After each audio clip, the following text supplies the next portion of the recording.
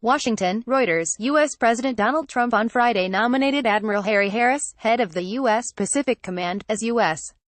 ambassador to South Korea ahead of a summit with North Korean leader Kim Jong-un scheduled next month but since called into question by Pyongyang. File photo. Admiral Harry Harris, commander of the United States Pacific Command, waits for arrival of Japan's Prime Minister Shinzo Abe, not in picture, before their meeting at Abe's official residence in Tokyo, Japan, April 26, 2018. Reuters. Issei Kato. Pool. If confirmed by the Senate, Harris would fill a post that has been vacant since Trump took office in January 2017. Harris was initially nominated by Trump to be U.S. ambassador to Australia but was asked last month by Mike Pompeo, now Secretary of State, to take the post in Seoul instead, as diplomatic efforts to resolve the crisis over North Korea's nuclear weapons intensified.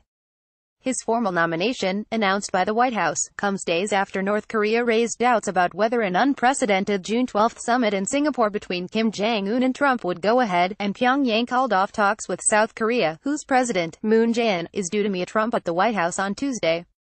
Despite professed unity, Trump has often taken a harder line on North Korea than Moon, and the U.S. president has repeatedly criticized South Korea over trade while questioning the usefulness of the long-standing U.S. alliance with Seoul. On Thursday, Trump sought to placate North Korea after it threatened to call off the summit, saying Kim's security would be guaranteed in any deal and that his country would not suffer the fate of Muammar Gaddafi's Libya. But in rambling comments mixing words of reassurance with threat, Trump also stressed that North Korea would have to abandon its nuclear weapons and warned that if no deal was reached, it could be decimated like Libya or Iraq.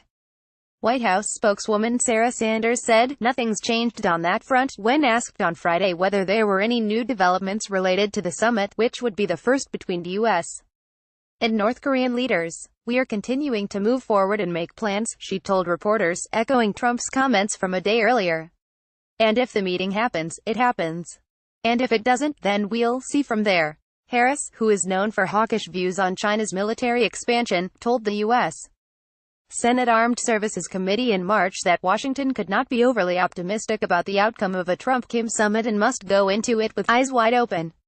He said he was encouraged by the prospect of a summit, but North Korea remained the biggest Asia-Pacific security threat.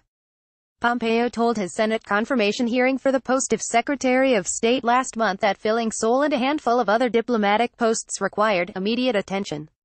The White House said in February it was no longer considering Victor Cha, a former official who questioned the wisdom of a preventative military strike on North Korea that was mulled by the administration earlier this year. Reporting by David Brunstrom, Eric Beach and Matt Spetelnik, editing by Cynthia Osterman or Standards. The Thomson Reuters Trust Principles.